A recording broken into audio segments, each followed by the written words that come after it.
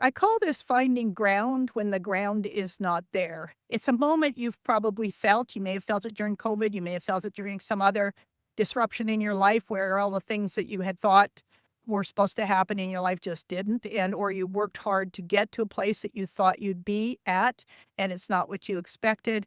Or just things fell down, fell apart in some way, shape, or form.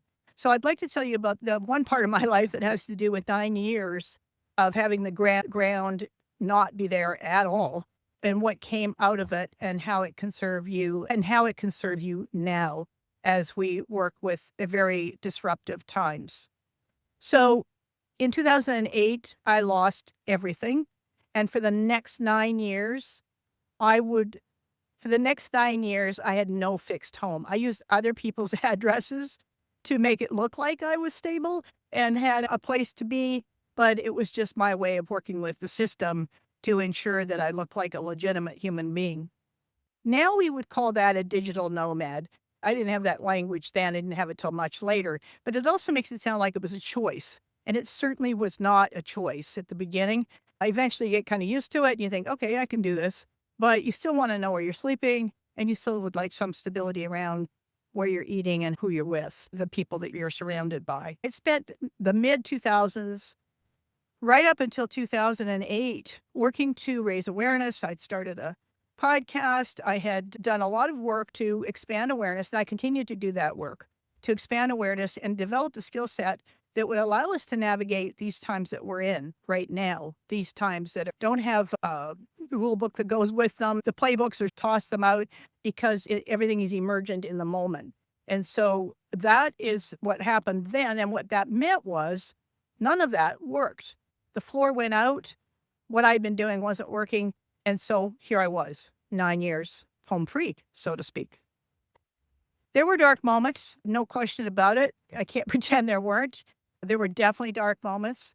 There's a lot of judgment that goes with that. And you learn a lot about perception, how people perceive you. Be talking to somebody and somebody's girlfriend would say, oh, don't talk to her. She doesn't have any money.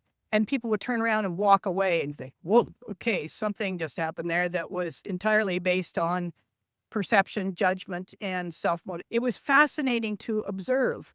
And that's essentially what I'm going to lead to because this is one of the skill sets that I realized is important in this whole thing. Would I do it again? Probably yes. But what the part I would undo is the judgment my daughter received because a lot of people tried to manipulate my behavior, my life through my daughter. And that was not fair to her in her early 20s. It just wasn't fair to her at all. And it's because it was me who was refusing to do the expected stuff, getting depressed, et cetera, et cetera. There's a choice point that comes up and you will face it. I certainly faced it. And it is this. When everything falls away, there's enormous pressure to run backwards to certainty, to run back and claim things as they were, and to do whatever it takes to survive at any cost. No consequences considered whatsoever. And so that pressure is the same one that drives most companies. That pressure is the same one that drives companies, institutions, personal behavior. It drives that need for familiarity and predictability that we've relied on for so long. The cost part of it, and never mind what it costs, is both direct in terms of hurting someone or having little compassion or not caring, and or indirect costs. Now we're seeing that at the planetary level. That part of it is a murky zone, and it's also the place where you make another choice, and that is to use the resources you have, the internal resources you have. In my case, I had been trained as a facilitator, and so I was used to observing dynamics. I was used to dealing with bad behavior and seeing past it to understand what was going on, what was driving it, what were the systems and processes that created the situation, because they were not going to be the ones that would allow the situation to move forward. And it was no different in this instance either. So my facilitation skills came into play. And I specifically, the one I used most was observing my behavior in different contexts. Every house that I was in drove a different set of behaviors. And I thought, well, that's fascinating because one house I wanted to run and the next house I just wanted to curl up and shiver because I was cold and felt, so I had to force myself to get out and maintain my exercise program and stuff. So basically, in that instance, the context that I was in was shaping how I was feeling and what I was doing and what was going on for me emotionally as well. Whether by design or accident, I found I was unable to abandon myself. I tried to comply with other people's expectations. I got a job in a department store. I used to own a store. I started one, and here I was being a clerk, and all good experience. Nothing wrong there. Really good experience. Just brutal, absolutely brutal environment for me to be in. So I did something that, looking back, it might sound and look a little weird. And that was, I decided to treat the whole thing as an experiment. And that's where my facilitation skills came in strongly. It's where I could treat my life situation and my experience in the moment as an experiment, gave it some distance, enabled me to step back and have a degree of objectivity. And that's where you get real leverage on your emotional state and on the situation you're in and work with it. Between drowning and reading the signals that water sends, kayaking or water, whatever that is, it's reading those signals. I scanned the wider world for influences that were not obvious. That was part of my scanning, seeing what's going on in my environment. So I knew where to turn next and see who to become next and how to move through this successfully.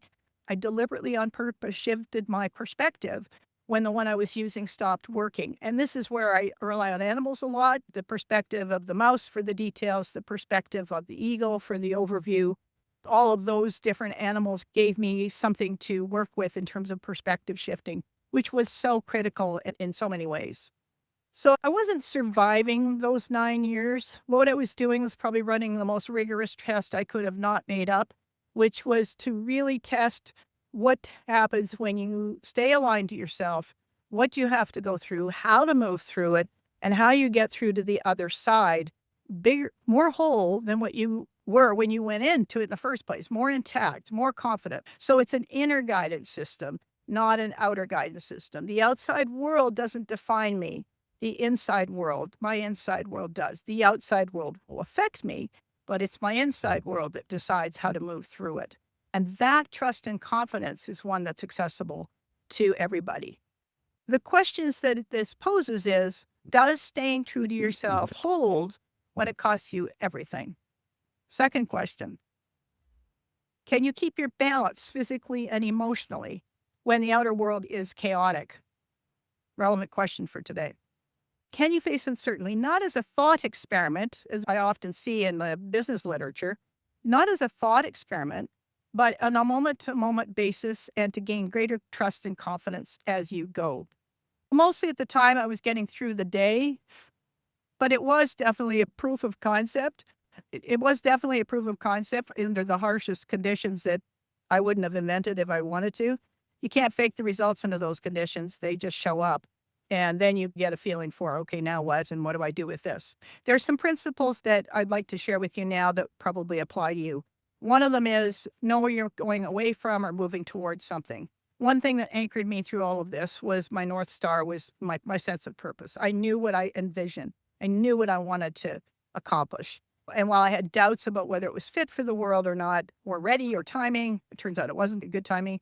But all of that, it was moving towards something, not away from it.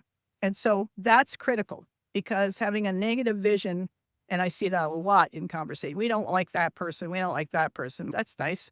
But what do you really like? That's the focal point for moving through anything.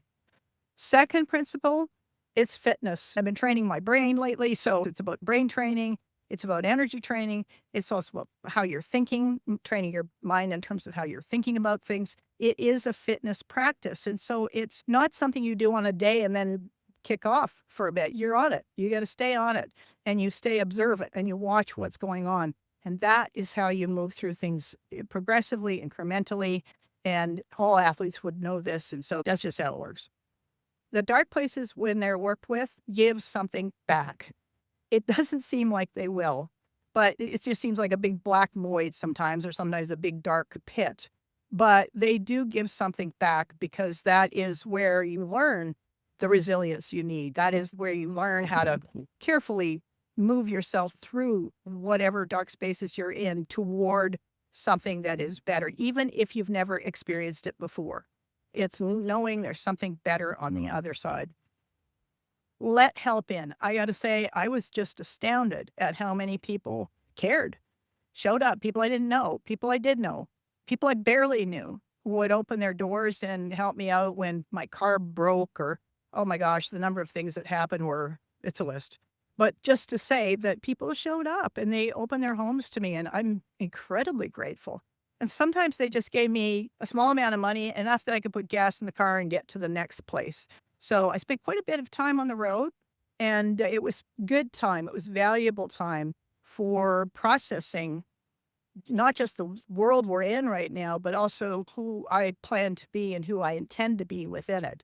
So incredibly valuable. So let people in would be, let help show up for you. Now, what would I do it differently given the chance? Probably not. I wouldn't have chosen it necessarily, but having not chosen it, and when you're in it, so you might as well work with it. As I said, I think I would never have put my daughters through something like that. That's a huge, I wish that wouldn't have happened part, but that had everything to do with how people used her as a vehicle to get to me and talk some sense into me, whatever that meant to them. But it was fascinating to see that. Part of it and solid ground is the goal. So that's the part I want to leave you with. The goal was never to reach solid ground. The goal was to stand on the ground you're on. And that's the part that you can use moving forward. That stays. That's not a temporary item. Solid ground is a story we tell ourselves. The floor can go out at any time for any of us, for any reason. We could have a ecological meltdown like that. We've got compromised 7 out of 9 domains on the planet. When that tipping point takes place, it's going to be a very fast meltdown. That's the kind of thing that can happen quite abruptly. It can also happen not abruptly with AI and the use of AI consciously, unconsciously, intentionally, accidentally, whatever the motivations are behind the choices being made there. But those things will also take people out off of their center, the center ground that stays within you. It's not something that you're going to go find from the store or outside of yourself. So what changed for me wasn't that the uncertainty stopped. It's that I stopped needing it to. Yes, I yearned and fantasied, had a fantasies for having a home, and I'm still not there that way at this point in time. But I've sure had some incredible experiences on the way there. And I don't know, that sounds weird, but that's what it's been like. It's been rich. So here's the ground I'll hand you. It's yours. When the ground falls out from underneath you, when you're suddenly questioning your role, it's the existential question of why am I here and what am I here to do? When that happens, are you moving away from the pain of the question, or are you moving toward seeing and seeking the signals that tell you what the answer is? I'll do more on signal literacy in another couple of videos and or in my writing. So I'm going to ask you today, so sit with that. That's the whole difference. My name is Dawna Jones, and I work specifically with people and organizations that are really ready to take on a wider and more meaningful role in the world today. And I want to thank you for joining me on this one. Please share, subscribe, all of those good things to help get message out that the confidence and the capability that are needed today to deal with the issues that we face, these complex issues we face, are within you. And it's the disruptions that I've just described in this video that allow you to access it and make it real. Thanks for joining me.